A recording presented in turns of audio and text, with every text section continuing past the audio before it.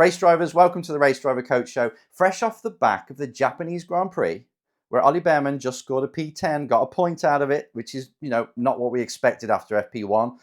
We thought we were going to be way off, but actually, pretty damn good.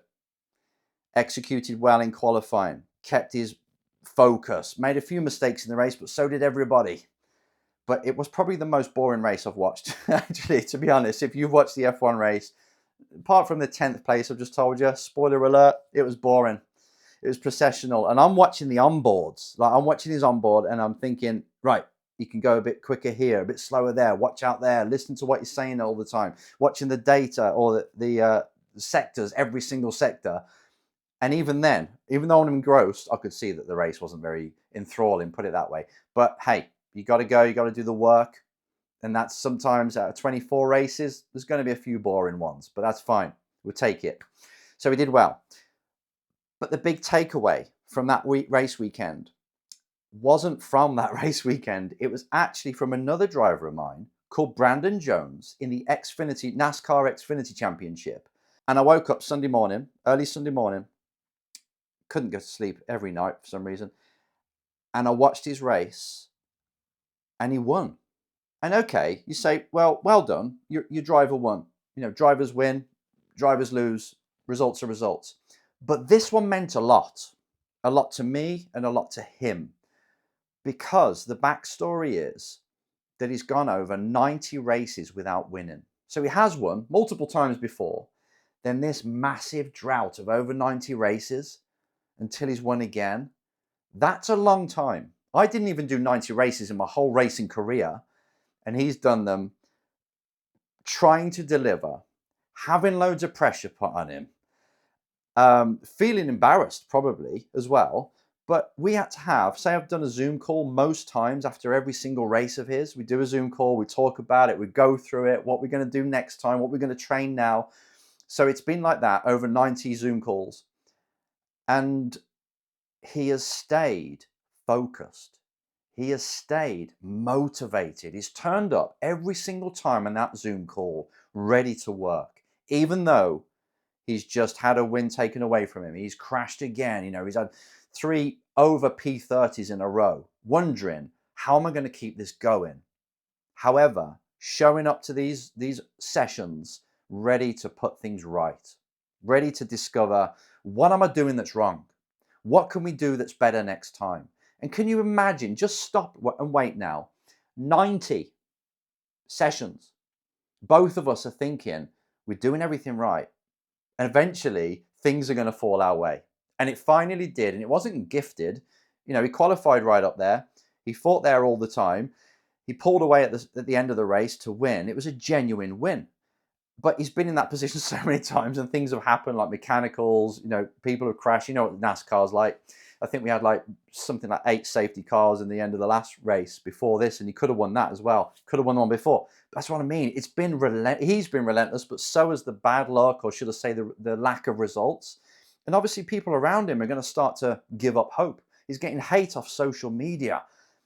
Not over 90 races. Again, I've got to tell you this. Can you imagine going through that? Okay, it's a first world problem, I know, but when it's all relative, right, to your world. It's difficult to keep the faith, keep the self-belief when you're being hammered for that long. So the relief of winning is one thing, unbelievable, because it means he's locked his place into the playoffs. So it's really important to win. Winning is everything. Well, you at least got to get one on the board anyway. So that was eluding him for a long time. Didn't win last year, didn't make the playoffs. It's like, I've got to do it now. I've got big sponsors. Everybody needs me to do well.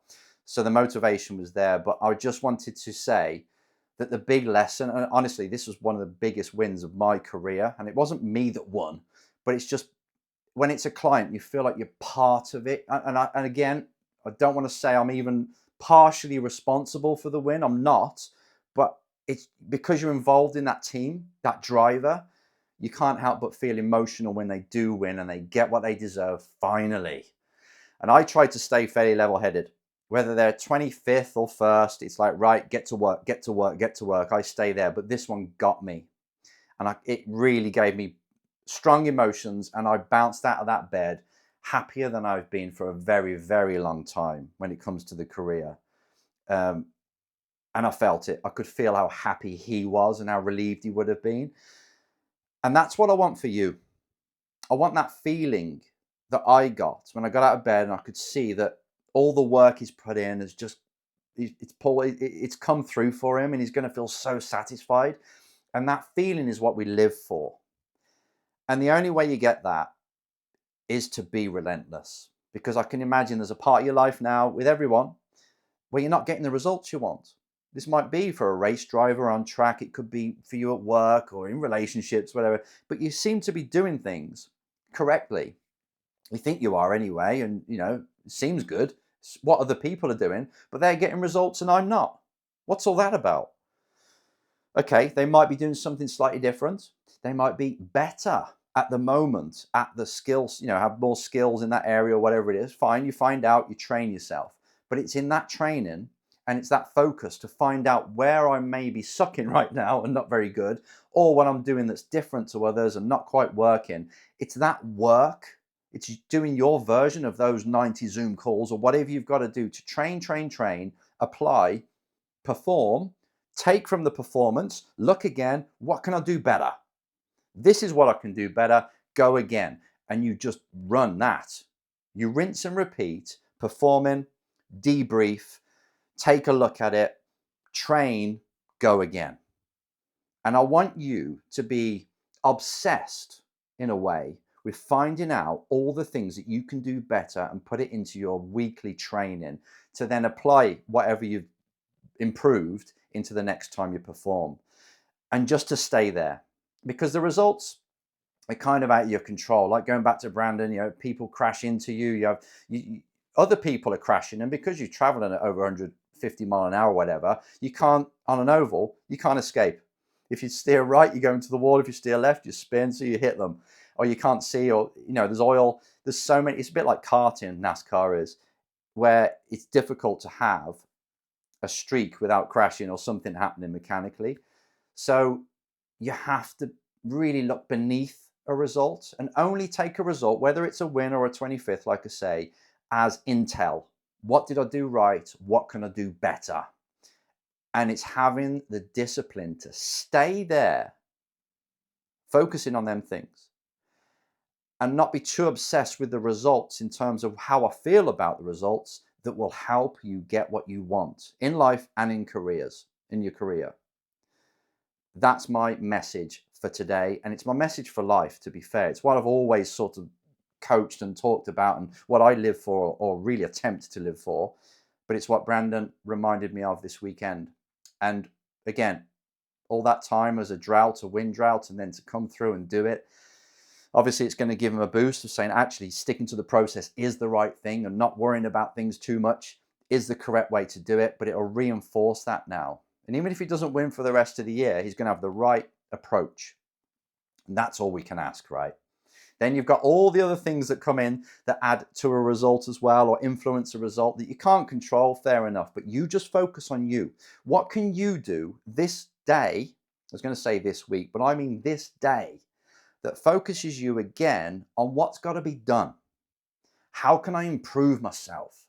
Have a quick look at the goal, quick look at the North Star, then come back down to right, I've got to bridge that gap. I've got to build the person that can actually achieve this goal. What can I do today to actually do that? Then tomorrow, then the next day, and you just get lost in the process. That is when you feel alive. The climb is everything. When you reach a goal, honestly, it's never as great as you think it is. You want to go back to them days that you were living in that one bed flat when you're fighting, you couldn't afford things, and things are exciting and you're going out there.